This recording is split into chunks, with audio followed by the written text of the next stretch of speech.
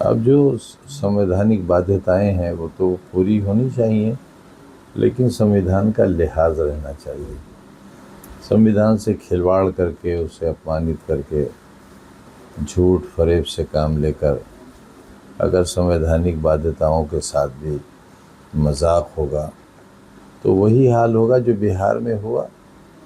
कहने को कुछ भी कहते रहें, लेकिन बिहार के लोग तो जानते ही हैं कि सच्चाई क्या है, और पूरा देश भी जानता है।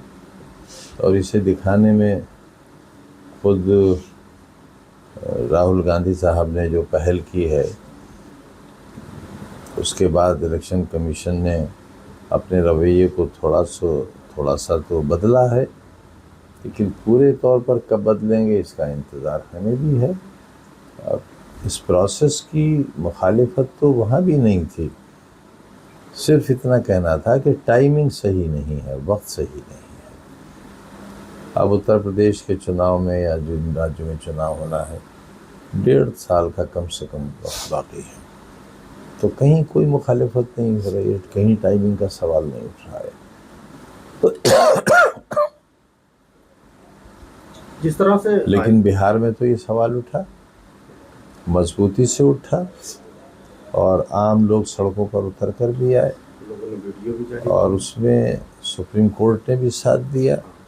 जिन चीज़ों को मानकर नहीं दिया गया था सुप्रीम कोर्ट के आदेश पर, उन चीज़ों को इलेक्शन कमीशन को मानना पड़ा। अब ये कितनी अफसोसनाक बात है कि एक संवैधानिक संस्था के फैसलों पर सुप्रीम कोर्ट को न सिर्फ ये कि टिप्पणी करना पड़े, बल्कि उसके फैसलों को बदलने के लिए अपने हुक्म जारी करना पड़े। अब अगर संवैधानिक संस्थाओं का ये हाल होने लगेगा कि उनके गलत फैसलों के लिए भी सुप्रीम कोर्ट से इंसाफ लिया जाए, तो जाहिर है कहीं ना कहीं गलती तो हो ही रही है। हमारी सदस्यता रद्द हुई, कई बार रद्द हुई, 2 बार अब्दुल्ला की हकीर रद्द हुई, लेकिन चुनाव आयोग ने तो हमारे ऊपर कोई कार्रवाई नहीं की थी।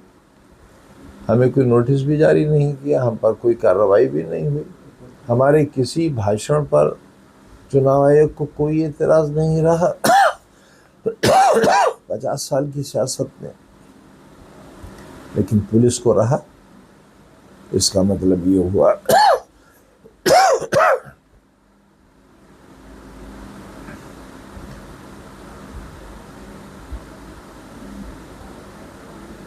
इसका मतलब ये हुआ कि स्थानीय पुलिस ज़्यादा ताकतवर है, स्थानीय अधिकारी ज़्यादा ताकतवर हैं बनिस्बत इलेक्शन कमीशन के। जो चाहे कर सकते, जिसे चाहे बर्बाद कर सकते। देखिए, ये शिकायत तो हरियाणा के बारे में भी आई, दिल्ली के बारे में आई।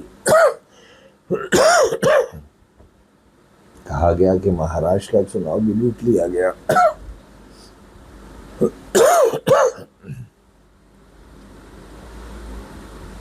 और यूपी का हाल तो इतना बेहाल है कि हम तो अब इलेक्टोरल सिस्टम पर ही भरोसा नहीं कर रहे। लोगों को दौड़ाए, गलियों में नाकों पर पुलिस और पीएससी का पहरा लगा दिया जाए, लोगों को वोट ही न डालने दिया जाए, घरों के बाहर डंडेला लगाकर ताले डाल दिए जाएं, लाठी चार्ज करके बुजुर्गों औरतों को जख्मी किया जाए, लाखों लोगों को वोट के अधिकार से वंचित कर दिया जाए, और वोट पोल की परसेंटेज कम न हो।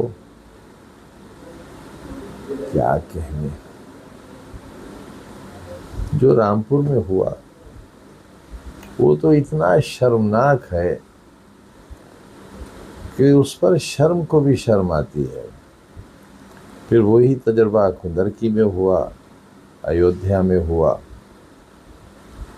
और ऐसे लोग जीत कर आए जिनके बड़ों का बड़ा ही गंदा आपराधिक इतिहास है, बड़े गंदे आपराधिक इतिहास है।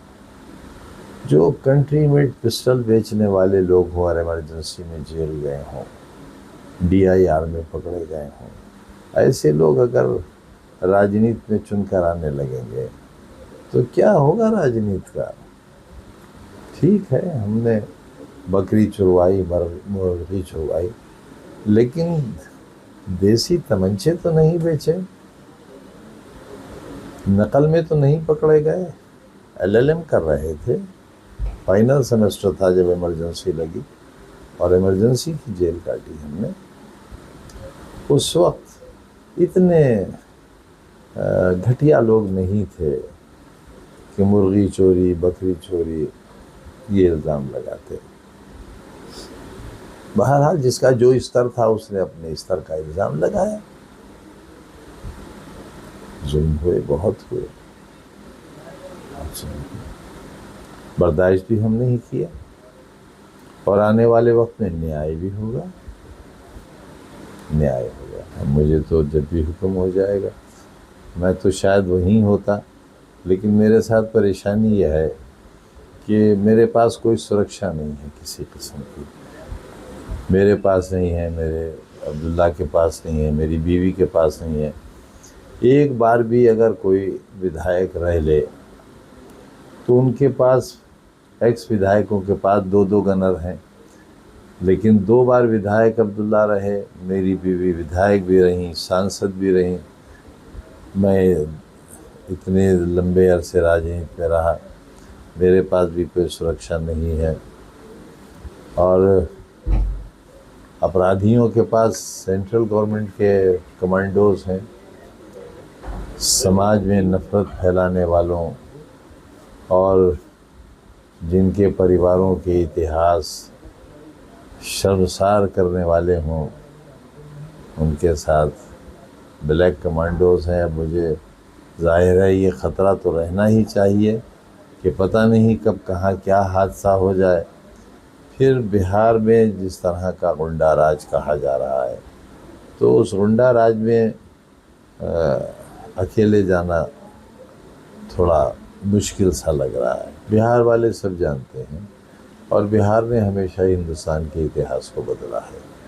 1975 से 1977 तक हम बनारस की जेल में थे और ये समझते थे कि अब कभी छूटेंगे नहीं और देश में कभी लोकतंत्र नहीं लौटेगा बल्कि तानाशाही लौटेगी। लेकिन एक आवाज़ उठी बिहार से, पटना के गांधी मैदान से जयप्रकाश नारायण, एक बुज़ुर्ग और बीमार शख्स की आवाज़ ने पूरे मुल्क की सेहत को अच्छा कर दिया। ऐसे ही कोई दीवानगी की आवाज़ उठेगी और फिर एक बार इनकलाब आएगा, ज़रूर आएगा। दुआ कीजिए, दुआ कीजिए। अब दुनिया बहुत छोटी हो गई है, हमारी बात वहाँ तक पहुँच रही है, हमारे इंटरव्यूज़ वहाँ सुने जा रहे हैं, देखे जा रहे हैं, लोग रो रहे हैं हमारी तकलीफ़ों पर। और इंतहा यह है कि हिसार यूनिवर्सिटी के तो वाइस चांसलर जो मुसलमान नहीं है, उनका लेटर वायरल हुआ है जो कपिल सिब्बल साहब को उन्होंने लिखा है कि मेरे गाल आंसुओं से भीग गए जब मैंने इंटरव्यू सुना, और हैरत ज़दा हूँ इस बात पर कि क्या इतनी भी नाइंसाफ़ी हो सकती